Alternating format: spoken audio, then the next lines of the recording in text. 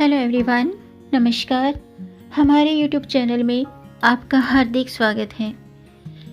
दोस्तों, आज की वीडियो में हम जानेंगे साल 2024 में होलाष्टक कब से शुरू हो रहे हैं और कब तक हैं। साथ में जानेंगे होलाष्टक की पौराणिक कथा और इन दिनों में क्या करना चाहिए, क्या नहीं करना चाहिए। दोस्तों, खर मास और होलाष्टक के समय मांगलिक कार्य नहीं किए जाते हैं। इस साल 14 मार्च से खर मास शुरू हो चुका है और 17 मार्च से होलाष्टक की शुरुआत होने जा रही है। होली सभी प्रमुख त्योहारों में से एक है और ये फागुन माह की पूर्णिमा तिथि को मनाई जाती है। होली से ठीक 8 दिन पहले होलाष्टक शुरू हो जाते हैं। पंचांग के अनुसार फागुन मास की अष्टमी तिथि से होलिका दहन तक होलाष्टक रहते हैं और ऐसा माना जाता है कि इस दौरान कोई भी शुभ और मांगलिक कार्य नहीं किए जाते हैं। लेकिन खर मास और होलाष्टक की समयावधि में देवी देवताओं की पूजा पाठ करना, मंत्र जाप करना और दान पुण्य करना शुभ माना जाता है। तो आज के वीडियो में हम जानेंगे साल 2024 में होलाष्टक कब से कब तक हैं और होलिका दहन का शुभ मुहूर्त क्या है। साथ में जानेंगे होलाष्टक की पौराणिक कथा और इन दिनों में क्या करना चाहिए और क्या नहीं करना चाहिए। तो वीडियो शुरू करने से पहले आपसे एक खास बात। दोस्तों, अगर आप इस चैनल पर नए आए हैं और पहली बार आए हैं तो इस चैनल को सब्सक्राइब कर दीजिए और बेल आइकन बटन प्रेस कर दीजिए ताकि आने वाली वीडियो देख सकेंगे आप सबसे पहले। और जिन्होंने चैनल सब्सक्राइब कर दिया है, यानी कि अपना प्यार इस चैनल को दिया है, उनका दिल से आभार, बहुत बहुत धन्यवाद। दोस्तों, इसी तरह मेरे चैनल के साथ जुड़े रहिएगा और अपना प्यार हमें देते रहिएगा। वीडियो को अंत तक ज़रूर देखिएगा ताकि कोई भी जानकारी छूट न जाए, क्योंकि दोस्तों आधी अधूरी जानकारी से पूरा लाभ नहीं मिलता है। इसलिए हमारे साथ अंत तक बने रहिएगा। तो आइए शुरू करते हैं। दोस्तों, होली के 8 दिन पहले का जो समय यानी कि होलाष्टक, ये शुभ नहीं माना जाता है, शुभ काम के लिए अच्छा नहीं माना जाता है। ये जब तक का समय है, लेकिन इन दिनों में कोई भी नया काम शुरू नहीं करना चाहिए और कोई भी मांगलिक काम भी नहीं करना चाहिए। आइए जानते हैं साल 2024 में होलाष्टक कब से शुरू हो रहे हैं। पंचांग के अनुसार इस साल होलिका दहन 24 मार्च को होगा और 25 मार्च को रंग वाली होली खेली जाएगी। होली के 8 दिन पहले यानी कि साल 2024 में 17 मार्च से होलाष्टक शुरू होकर के 24 मार्च होलिका दहन तक चलेंगे। होलाष्टक के साथ ही होली का जो पर्व है, इसके आगमन का पता चलता है। इसीलिए होलाष्टक की होली को, होलाष्टक जो है उसको होली के सूचना लेकर आने वाला एक हरकरा भी माना जाता है। होलाष्टक में होली और होलिका दहन की तैयारी शुरू हो जाती है। होलिका दहन फागुन मास की पूर्णिमा को किया जाता है और अभी फागुन का महीना चल रहा है। पंचांग के अनुसार इस साल फागुन मास की पूर्णिमा जो है वो 24 मार्च को शाम के 9:54 से लेकर के अगले दिन 25 मार्च दोपहर के 12:29 तक रहेगी। होलिका दहन 24 मार्च को है और रंग वाली होली 25 मार्च को मनाई जाएगी। होलिका दहन का जो शुभ मुहूर्त है वो 24 मार्च को रात्रि के 11:13 से रात्रि के 12:27 तक है। आइए जानते हैं कि होलाष्टक को या होलाष्टक के दिनों में शुभ काम क्यों नहीं किए जाते हैं। इनसे जुड़ी एक पौराणिक कथा है जो मैं आपके साथ शेयर कर रही हूँ, आप भी ध्यान से सुनिएगा। पौराणिक मान्यताओं के अनुसार भक्त प्रहलाद राक्षस कुल में जन्मे थे, परंतु वे भगवान नारायण के अनन्य भक्त थे। उनके पिता हिरण्यकश्यप को उनकी ईश्वर की भक्ति अच्छी नहीं लगती थी। इसीलिए हिरण्यकश्यप ने प्रहलाद को अनेकों प्रकार के जघन्य कष्ट दिए। ऐसा माना जाता है कि होली से 8 दिन होली से पहले के 8 दिन यानी कि अष्टमी से पूर्णिमा तक प्रहलाद को बहुत अधिक यातनाएं दी गई थी और अंत में होलिका ने प्रहलाद को लेकर अग्नि में प्रवेश किया, लेकिन प्रहलाद बच गए और वह खुद जलकर राख हो गई। अष्टमी से पूर्णिमा तक प्रहलाद को जघन्य कष्ट दिए जाने के कारण नवग्रह भी क्रोधित हो गए थे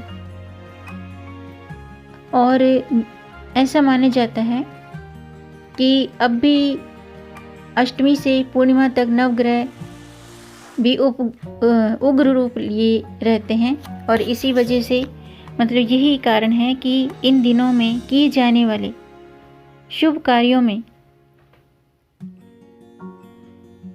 अमंगल होने की आशंका बनी रहती है। इन दिनों में व्यक्ति को निर्णय लेने की शक्ति भी कमजोर हो जाती है, इसलिए होलाष्टक में शुभ कार्यों को करने की मनाही होती है। इसके अलावा दोस्तों एक और भी पौराणिक कथा है कि एक अन्य कथा के अनुसार हिमालय पुत्री पार्वती चाहती थी कि उनका विवाह भोलेनाथ से हो, लेकिन शिवजी अपनी तपस्या में लीन थे। देवताओं के अनुरोध पर कामदेव ने अपना प्रेम का पुष्प बाण चला करके शिवजी की तपस्या को भंग कर दिया था। इससे महादेव अत्यंत क्रोधित हो गए थे और उन्होंने अपने तीसरे नेत्र की ज्वाला से कामदेव को भस्म कर दिया था। प्रेम के देवता कामदेव के भस्म होते ही सारी सृष्टि में दुख व्याप्त हो गया। अपने पति को पुनर्जीवित करने के लिए रति ने, कामदेव की पत्नी रति ने अन्य देवी देवताओं सहित महादेव से प्रार्थना की। प्रसन्न होकर भोले शंकर ने कामदेव को पुनर्जीवन का आशीर्वाद दिया और फागुन शुक्ल पक्ष की अष्टमी को कामदेव भस्म हुए थे और 8 दिन के बाद महादेव से रति को उनके पुनर्जीवन का आशीर्वाद प्राप्त हुआ था। इन 8 दिनों में ही सारी सृष्टि दुख से व्याकुल हो रही थी। माना जाता है कि तभी से होलाष्टक के इन 8 दिनों में कोई भी शुभ कार्य संपन्न नहीं किया जाता है। तो ये तो थी होलाष्टक से जुड़ी पौराणिक कथा। आइए अब जानते हैं कि होलाष्टक में क्या करें और क्या नहीं करें। दोस्तों, होलाष्टक में पूजा पाठ और जप तप का महत्व होता है, इसलिए इन 8 दिनों में भगवान विष्णु और अपने कुल के देवी देवताओं की पूजा अर्चना करनी चाहिए। ऐसा माना जाता है कि ऐसा करने से घर में सुख शांति बनी रहती है। इसके अलावा होलाष्टक में गरीब और ज़रूरतमंद लोगों की आप जितनी मदद करेंगे तो नेगेटिविटी दूर होगी, भगवान की कृपा प्राप्त होगी। इस समय अपने बच्चों से अच्छा बर्ताव करें, उन्हें प्यार दें। माना जाता है कि होलाष्टक की इसी अवधि में हिरण्यकश्यप ने भक्त प्रहलाद को यातनाएं दी थी और भगवान नाराज हुए थे। इसीलिए इस अवधि में हमें बच्चों को सताना नहीं चाहिए, बच्चों को प्यार देना चाहिए। होलाष्टक में रोजाना पूजा पाठ के वक्त भगवान श्री राम और श्री कृष्ण को अबीर और गुलाल लगाना चाहिए और श्री सूक्त का पाठ करना चाहिए। इसके अलावा होलाष्टक में रोजाना भगवान शिव जी की पूजा करें और महामृत्युंजय मंत्र का जाप करें। महामृत्युंजय मंत्र इस प्रकार है: ओम त्र्यंबकम यजामहे सुगंधिम पुष्टि वर्धनम उर्वारुक्मिं बंधनान मृत्युर्मुक्षि यमामृतात्। इस मंत्र का जाप करना चाहिए। ऐसा करने से भोले शंकर की कृपा से हर तरह की विपत्ति टल जाती है। इसके अलावा शास्त्रों के अनुसार होलाष्टक के इन 8 दिनों में अपने आराध्य देव की पूजा अर्चना करें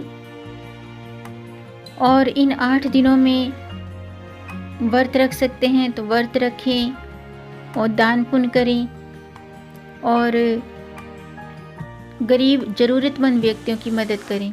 शास्त्रों के अनुसार होलाष्टक के इन 8 दिनों में धर्म कर्म के कार्य करने से अपनी इच्छा के अनुसार ज़रूरतमंदों को वस्त्र, अनाज, इन चीज़ों का दान करने से शुभ फलों की प्राप्ति होती है।